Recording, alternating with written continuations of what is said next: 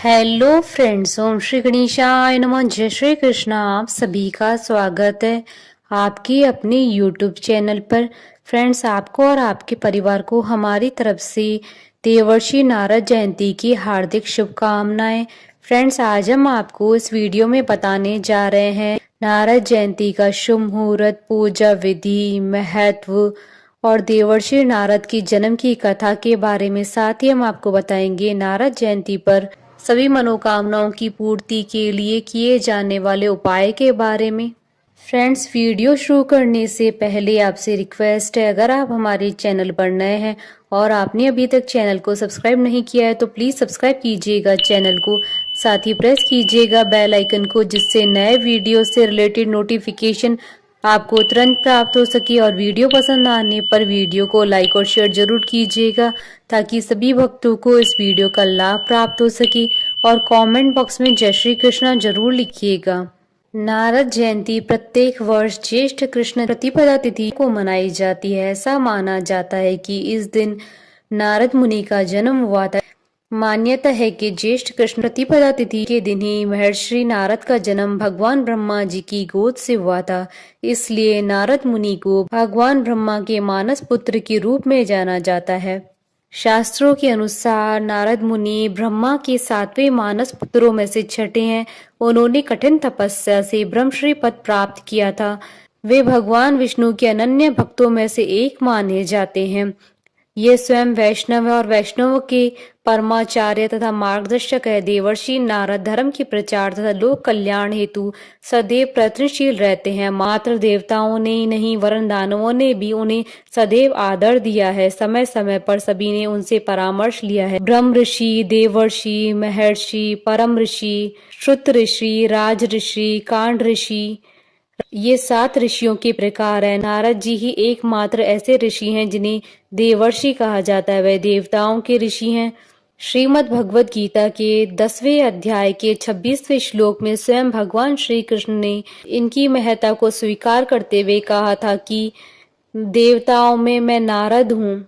देवर्षि नारद भगवान नारायण के पार्षद होने के साथ साथ देवताओं के प्रवक्ता भी हैं। देवर्षि नारद ने सर्वप्रथम इस लोक से उस लोक में परिक्रमा करते हुए संवादों का आदान प्रदान किया था। इस प्रकार देवताओं, गंधर्व और राक्षसों के मध्य संवाद का सेतु स्थापित करने के लिए नारद जी की महत्वपूर्ण भूमिका रही। वैदिक पुराणों के अनुसार नारद मुनि देवताओं के दूत और सूचनाओं के स्रोत हैं।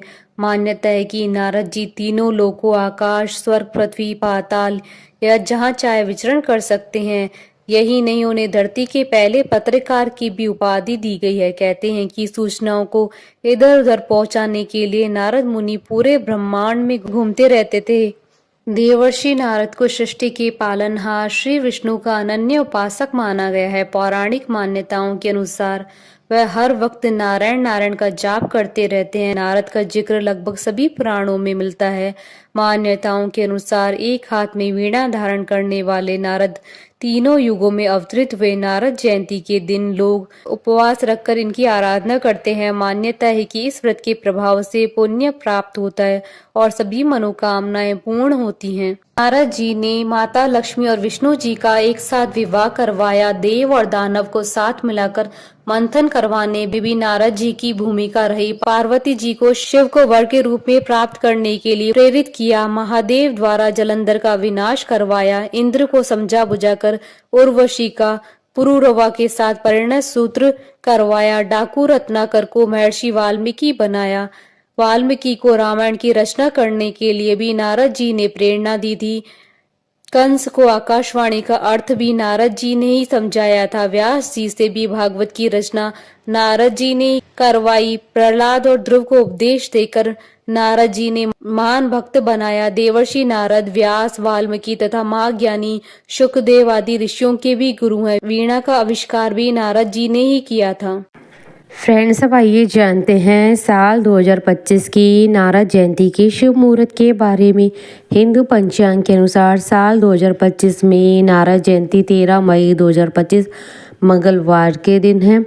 ज्येष्ठ कृष्ण प्रतिपदा तिथि प्रारंभ होगी 12 मई 2025 को रात्रि 10:25 पर और ज्येष्ठ कृष्ण प्रतिपदा तिथि का समापन होगा 13 मई की रात्रि यानी 14 मई की सुबह 12:35 पर।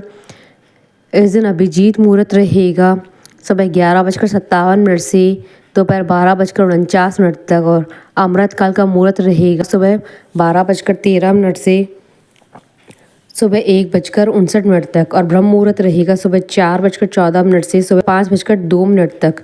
इस दिन आनंद आदि योग और श्रीवत्स योग का निर्माण भी हो रहा है। श्रीवत्स योग सुबह 9:09 तक रहेगा। फ्रेंड्स, आप हमारे चैनल पर ज्वाइन बटन को दबाकर हमारे चैनल के मेंबर भी बन सकते हैं। हम हमारे चैनल के मेंबर्स के कमेंट्स को टॉप प्रायोरिटी पर रखकर उनका रिप्लाई करते हैं। फ्रेंड्स, अब आइए जानते हैं नारद जयंती की पूजन विधि के बारे में। नारद जयंती के दिन सभी भक्तों को पवित्र जल में स्नान करना चाहिए। इस दिन भगवान विष्णु और माता लक्ष्मी की पूजा करने के बाद नारद मुनि की भी पूजा करनी चाहिए। धार्मिक मान्यताओं के अनुसार इस दिन भगवान विष्णु जी के परम और अनन्य भक्त नारद जी की पूजा आराधना करने से व्यक्ति को बुद्धि, भक्ति और सात्विक शक्ति मिलती है। जो भी श्रद्धालु नारद जयंती के दिन उपवास करते हैं उन्हें इस दिन अन्न का सेवन नहीं करना चाहिए। शास्त्रों के अनुसार नारद जयंती के दिन रात्रि जागरण किया जाता है और भगवान विष्णु को प्रसन्न करने के लिए भगवान विष्णु के मंत्रों का जाप किया जाता है। रात्रि जागरण संभव न हो तो संध्या काल में पूजन अवश्य करें।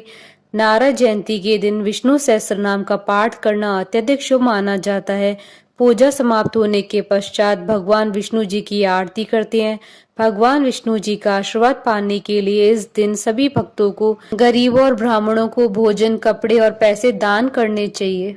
फ्रेंड्स, अब आइए जानते हैं नारद जयंती पर किए जाने वाले उपाय के बारे में। इस दिन कृष्ण मंदिर में भगवान श्री कृष्ण को बांसुरी जरूर भेंट करनी चाहिए। ऐसा करने से व्यक्ति के सभी मनोरथ सिद्ध होते हैं।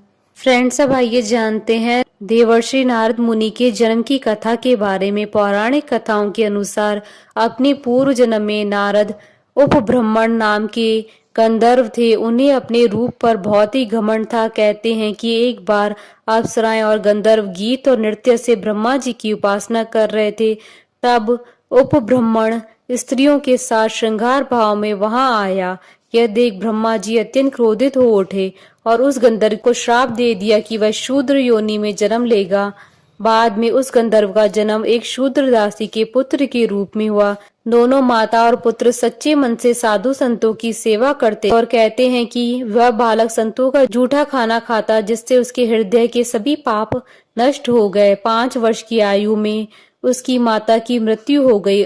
अब वह बालक एकदम अकेला हो गया। माता की मृत्यु के पश्चात उस बालक ने अपना समस्त जीवन ईश्वर की भक्ति में लगाने का संकल्प किया।